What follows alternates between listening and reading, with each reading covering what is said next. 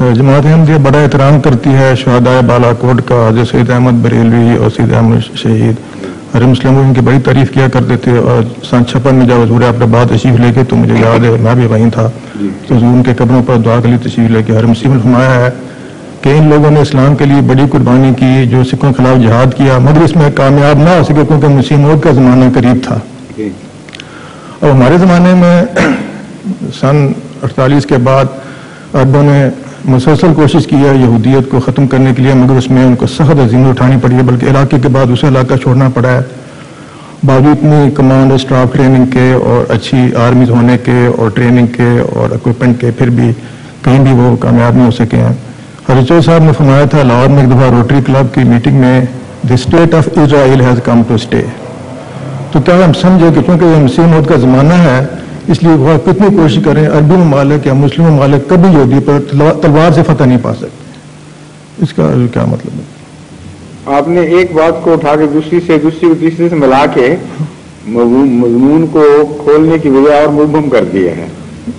پہلے حضرت مسیح موعود علیہ السلام کی بات کا مفہوم پورا سمجھنا چاہیے، ٹھیک دیکھنا چاہیے اس کا یہاں اطلاق ہوتا بھی ہے کہ نہیں حضرت، اور کس حد تک ہوتا ہے دیکھنا پڑے گا نا. حضرت مسیح موعود علیہ السلام نے جب یہ فرمایا تو مراد یہ تھی کہ بعض دفعہ ایک نئے دور کے آغاز سے پہلے اس دور کی علامتیں شروع ہو جاتی ہیں. جس طرح حضرت مسیح علیہ السلام کی اولاد نظر نہیں آتی اور بن باپ کے پیدا ہوئے، یہ بتانا مقصود ہے. مسیح علیہ السلام نے اس بات کو بیان فرمایا ہے کہ ایک ایرا ختم ہو رہا ہے، یعقوبی اسحاقی دور جو ہے وہ اختتام کو آ رہا ہے، ابھی اسماعیلی دور شروع ہونے والا ہے، یہ لائن اب ختم ہے. تو ظاہری علامتیں خدا نے ایسی ظاہر فرما دی. تو یہ مراد تھی کہ حضرت مسیح علیہ السلام کی یہ پیغام تھا کہ تلوار کے جہاد کا زمانہ اب ختم ہو رہا ہے، اب دوسرے طور پہ جہاد اپنا رنگ دکھائے گا. اتنا میں کہنے کا مقصد ہے صرف مسیح علیہ السلام کا. جہاں تک اسرائیل کے ساتھ مقابلے کا تعلق ہے، وہ مضمون قرآن کریم میں الگ جگہ بیان ہوا ہے. اس میں اللہ تعالیٰ فرماتا ہے یرثھا ان الارض یرثھا عبادی الصالحون، اور وہاں قرآن مفسرین نے بھی الارض سے مراد فلسطین کی ارض لی ہے. اور دوسری جو مثال ہے 2 دفعہ تم علوف کرو گے زمین میں اور پھر یہ وہ ہوگا، وہ ساری آیات جو ہیں اس مفہوم کو ان کے ساتھ، ان آیات کو اس کے ساتھ ملا کر رکھیں تو پھر غور کرنا چاہیے کہ کیا ہو رہا ہے. ایک بات قطعی ہے کہ یہ لوگ جو اسلام کے نام پر یہود سے لڑ رہے ہیں، کیا ان کی اپنی صفات صالحین کی ہیں اور یہ تقوی پر قائم ہیں کہ نہیں؟ اگر یہ قرآن کریم کے معیار کے مطابق صالح ہوتے اور تقوی پر قائم ہوتے تو اس آیت کی عملداری فوراً شروع ہو جانی تھی کہ ان الارض یرثھا عبادی الصالحون، اور لازماً اس کے وارث بنا دیے جاتے فوری طور پر. معلوم یہ ہوتا ہے کہ ایک ایسا دور شروع ہوا ہے جبکہ فسق نے زیادہ جگہ لے لی ہے، اور اس وقت خدا تعالیٰ پھر بے وجہ تفریق نہیں کیا کرتا.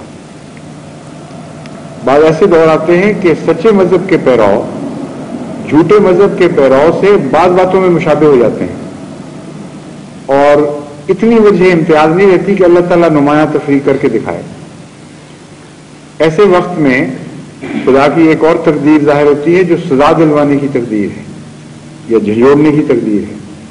چنانچہ جب بغداد پر حملہ ہوا اور اس وقت کے بادشاہ نے ایک بزرگ کو دعا کے لیے کہلا کے بھجوایا کہ بہت خطرہ ہے عالم اسلام کو اس وقت، تو اس کے ان کے متعلق لکھا ہے کہ وہ ساری رات دعا کرتے رہے، اور صبح جب بادشاہ کا پیغامبر گیا کہ بتائیں خدا کی طرف سے کیا اطلاع ملی ہے، تو انہوں نے کہا میں تو ساری رات دعا کرتا رہا اور ساری رات مجھے یہ الہام ہوتا رہا کہ ایھا الکفار اقتلوا الفجار، کہ اے کافرو فاجروں کو قتل کرو.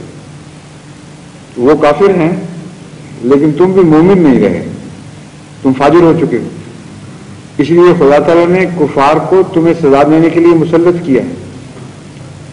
تو بعض دفعہ ناراضگی کا اظہار ہوتا ہے کہ جو نسبتاً دور ہیں ان کے ذریعے نسبتاً قریب کو سزا دلوا دی جاتی ہے. اگر ایک باپ ناراض ہو اور بیٹے کو نوکر سے مروائے تو یہ مطلب تو نہیں کہ بیٹا نوکر بیٹے سے زیادہ اس کو عزیز ہے. اس وقت یہ مطلب ہوتا ہے کہ وہ بتانا چاہتا ہے بیٹے کو کہ تم مجھ سے اس معاملے میں اتنا دور گئے ہو کہ میں تمہیں سبق دینا چاہتا ہوں کہ یہ میرا رشتہ دار نہیں ہے، خون کا تعلق نہیں، لیکن اس سے سزا دلوا رہا ہوں. تو ایک تو یہ پہلو ہے اس کا، لیکن یہ مستقل نہیں ہے. اس لیے چوئی صاحب کا آپ کا حوالہ دینا بالکل بے تعلق اور بےمانی ہے. چوئی صاحب کو اپنا ایک بڑا مقام تھا، ایک سیاسی رائے ہے، اس کو آپ مذہبی رائے میں داخل کر کے یہ کہہ دیں کہ گویا ان کی بات ضرور پوری ہوگی اور قرآن کریم کی نعوذ باللہ پیشگوئیاں پوری نہیں ہوں گی. بالکل غلط بات ہے. نہ چوئی صاحب کا یہ مطلب تھا. آخر قرآن کے علم رکھتے تھے، ان کی بات کو آپ نے آؤٹ آف کانٹیکسٹ لیا ہے. میں وہم بھی نہیں کر سکتا کہ چوئی صاحب کا یہ مراد ہو کہ قرآن تو کہتا ہے کہ بالآخر یہ زمین صالحین کو لوٹائی جائے گی. یہ بات میں واضح کر دوں اس سے پہلے کہ اس کا یہ ہرگز مطلب نہیں کہ خدا کے نزدیک یہودی صالح ہیں اور مسلمان غیر صالح ہیں. اسی لیے میں نے دوسری آیت کا حوالہ دیا تھا. خدا تعالیٰ نے جب یہ فرمایا یہود کو کہ تمہیں 2 دفعہ علف دوں گا، 2 دفعہ غلبہ دوں گا، تو یہ نہیں فرمایا کہ اس لیے کہ تم صالح ہو، بلکہ یہ فرمایا کہ اس لیے کہ پہلے بھی تم نے بدکاریاں کی تھی اور دوبارہ میں نے سخت سزا دی، تمہیں بڑی سخت سزا دی تھی اور ذلیل کر کے نکلوایا تھا. دوبارہ تم پھر وہی حرکت کرو گے اور پھر تمہیں مار پڑے گی.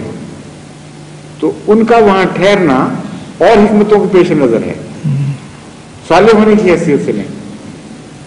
تو اس کا مطلب یہ ہے کہ ایک وقت لازماً آئے گا جب کہ وہ بھی وہاں سے نکالے جائیں گے اور اس وقت صالح لوگ خدا تعالیٰ کے نزدیک جو صالح ہیں وہ اس زمین پر قبضہ کریں گے.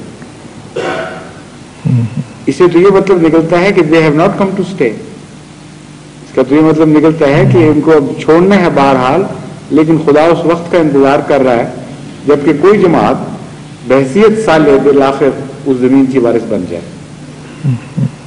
آج ہو یا کل یہ تو دیکھا جائے گا کب کا زمانہ ہے، لیکن ان 2 باتوں سے تو یہ بات واضح ہو رہی ہے. جہاں تک جہاد کے مضمون کا تعلق ہے، اس کا صرف اتنا اس کے ساتھ رشتہ ہے یا تعلق ہے کہ میں آپ کو ایک واقعہ بتا دیتا ہوں، اس سے آپ کو اندازہ ہوگا کہ جہاد کے مضمون میں اگر اس مسئلے کو حل کرنا ہے تو اس کی کیا شکل بنتی ہے. ایک دفعہ ایک فلسطینی دوست ربا تشریف لائے، بڑے مزاج کے، بڑے مشتعل سے تھے اور کہتے کہ میں نے ہمارے خلیفہ سے ملنا ہے اور مجھے ملاؤ، میں ان سے سوال کرنے ہیں. مجھے ان کی طبیعت کی تیزی کی وجہ سے مجھے احساس ہوا کہ جائیں گے تو بدتمیزی کریں گے، کوئی بدخلقی سے کام لیں گے. تو میں نے کہا میں آپ کو ابھی نہیں ملاتا، پہلے آپ مجھ سے سوال کر لیں اور پھر میں آگے بات کروں گا. تو انہوں نے یہ جہاد کا سوال اٹھایا کہ آپ کیا سمجھتے ہیں ہم کیا کر رہے ہیں وہاں؟ آپ کہتے ہیں جہاد کے منکر ہیں اور یہ وہ، اور یہ ہماری جو ہے حرام کی لڑائی ہو رہی ہے ساری، اور جہاد نہیں ہے. تو صرف یہ بتائیں، مجھے اور کوئی دلچسپی نہیں ہے کہ عیسیٰ زندہ یا فوت ہو گیا. مجھے یہ معلوم ہونا چاہیے کہ آپ کے نزدیک ہم جہاد کر رہے ہیں یا کچھ اور چیز کر رہے ہیں، بس. اور 2 ٹوک جواب چاہیے. میں نے کہا میرے الفاظ میں چاہیے یا قرآن کریم کے الفاظ میں چاہیے؟ اب وہ وہاں پھنس گیا بیچارہ تھوڑا سا. کہتا قرآن کریم کے الفاظ بتائیں مجھے، کہاں ہے قرآن کریم کے جواب؟ میں نے کہا بتا دیتا ہوں.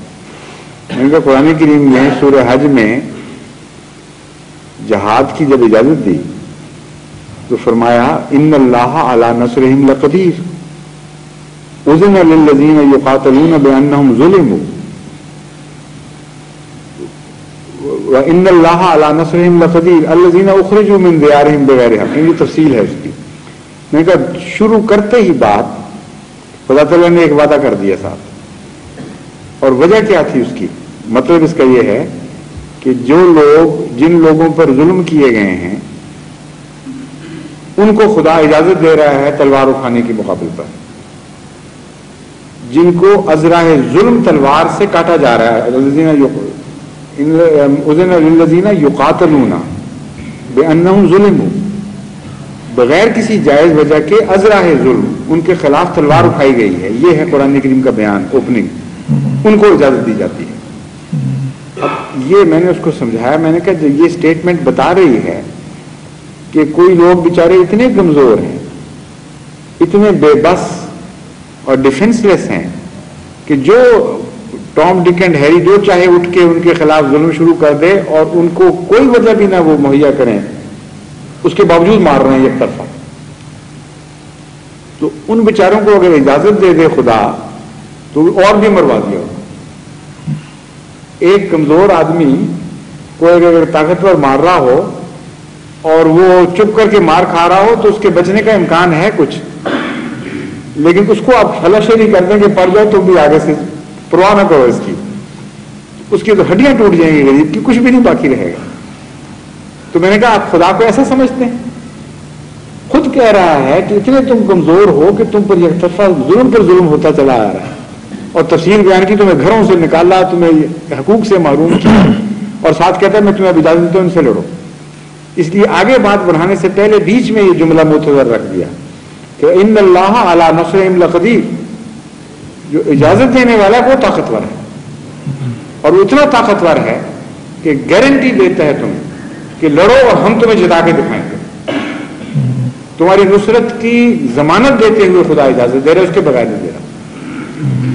تو میں نے کہا اب اس آیت کے اطلاق کر لیں، یہ جہاد کی آیت ہے. آپ کو کتنے مقام پر فتوحات حاصل ہوئی ہیں وہاں؟ کون سی لڑائی آپ نے ایسے لڑی جس کے بعد آپ کی زمین پھیل گئی اور اسرائیل کی سکڑ گئی، اور وہ کمزور ہو کر نکلا اور آپ طاقتور ہو کر ابھرے؟ بالآخر کیا آپ کو ایسا حاصل ہو گیا جو پہلے آپ کے پاس نہیں تھا، اور کس حصے سے میں آپ نے اسرائیل کو محروم کیا ہے؟ مجھے یہ پہلے بتائیں، پھر اگلی بات چلے. بالکل صرف پھینک دیا اسے، ایک لفظ نہیں بولا. میں نے کہا بتائیں آپ، یا بتائیں کہ نعوذ باللہ خدا جھوٹ بول رہے ہیں. آپ کو کہتا ہے لڑو ان سے، جہاد ہے یہ، اور آگے سے مار پڑواتا ہے ایسی کہ 10 گنا سزا دے دی. میں نے کہا آپ کا اگر آپ یہ کہیں گے، میں کہوں گا آپ جھوٹ بولتے ہیں، خدا جھوٹ نہیں بولتا، کیونکہ رسول اللہ صلی اللہ علیہ وسلم سے جب وعدہ کیا تو ہر دفعہ پورا، بلکہ نسل بعد نسل پورا کرتا رہا.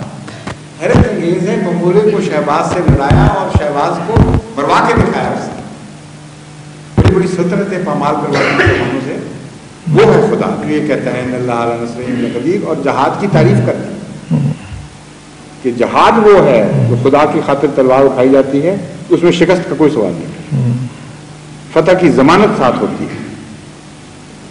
اس لیے یہ ہے مضمون جو اسرائیل کے ساتھ تعلق رکھنے والا، کہ اگر شرائط جہاد پوری ہوتی اور اس کے تقوی کے مطابق یہ جہاد کرتے تو سوال ہی نہیں پیدا ہوتا تھا کسی شکست کا.